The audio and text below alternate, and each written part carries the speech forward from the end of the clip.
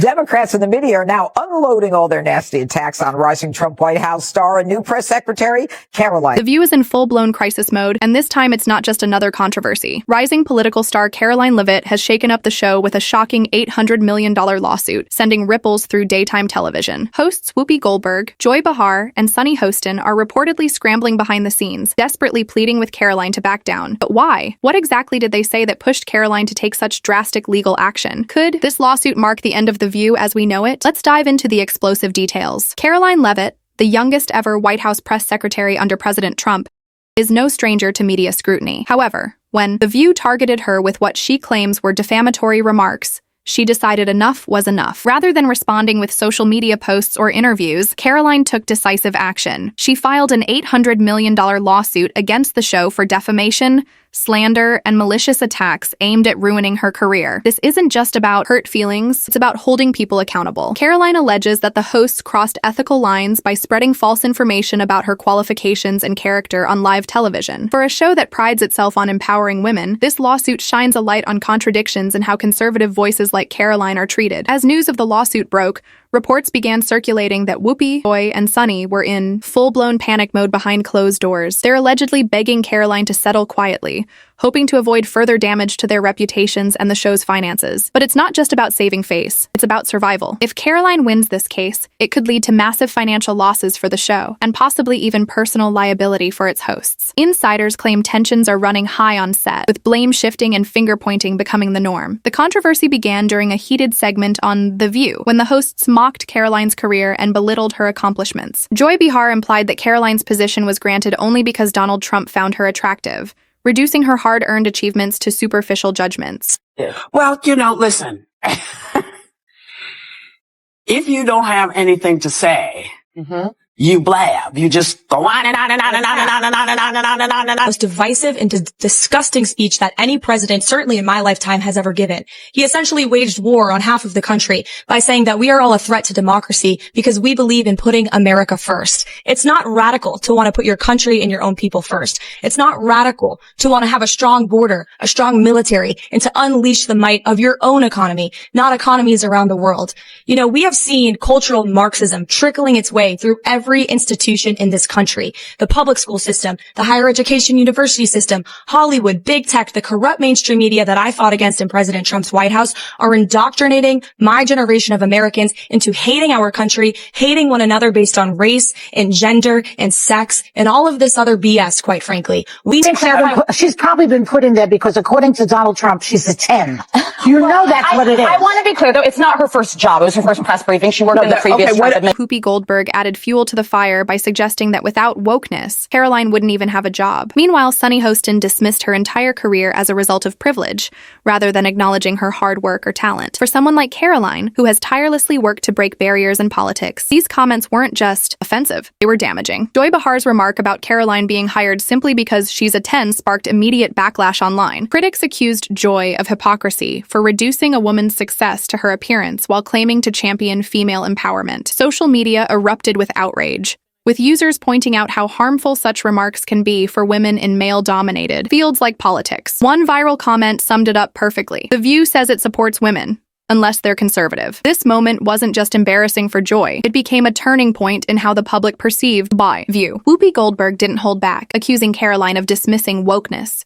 without understanding its importance. She claimed that without it, women like Karoline wouldn't even have opportunities in politics, a statement many saw as patronizing and dismissive of Karoline's hard work. Sunny Hostin took it further, outright dismissing Karoline's career as nothing more than undeserved privilege. These comments didn't just spark outrage, they exposed a double standard in how The View treats women who don't share their political beliefs. Yeah. I would like this young lady this is her first job, I would like her to do a little homework. Because she said something yesterday that really pissed me off. And that was, she said, there will be no wokeness here. Oh, yeah. Let me explain something to you. Because without that wokeness, you might not have that job. Yeah. Because women were not invited to that table. Women were not invited to many tables in this nation. The reason we fought and busted our behinds to make sure that you didn't have to worry about this. And now to hear you talk about it and to hear anybody talk about the wokeness was put in place for a reason. because black people couldn't get into colleges, because women could not get into the colleges they wanted to go to. This is all women. Yeah. See, this is not black, Asian women. This is all women. Women were not invited to this party. It was a man's world, and we busted our asses to make sure that this was a person's world. This commentator said, Whoopi is mansplaining the press secretary job to Karoline Leavitt. Hilarious. The fallout from this segment was swift and brutal. Both fans and critics called out The View for its hypocrisy and double standards when it comes to supporting women in politics. Social media exploded with demands for accountability, with many pointing out the harm in a show that claims to empower women tearing down someone like Karoline simply because of her political views. One viral tweet captured the sentiment perfectly. If a Republican said this about a liberal woman, they'd be crucified. The backlash wasn't just bad PR, it was a wake-up call for The View. Karoline wasted no time responding to the attacks. But she didn't do it through interviews or social media rants. Instead, she took a strategic approach. She filed an $800 million lawsuit against the show for defamation and slander. This move wasn't just bold, it was calculated. By targeting The View where it hurts most, their finances, Karoline sent a clear message: reckless smears won't go unchallenged. The lawsuit has sent ABC executives into full-blown crisis mode as they scramble to contain the fallout from this scandal. Reports suggest that corporate sponsors are reconsidering their partnerships with the show due to the negative publicity surrounding the lawsuit.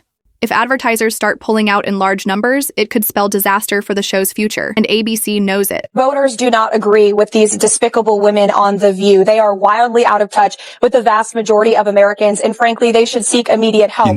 Bang, Rowan, I couldn't do that at 27. No nonsense, straight to the point, courage, detail.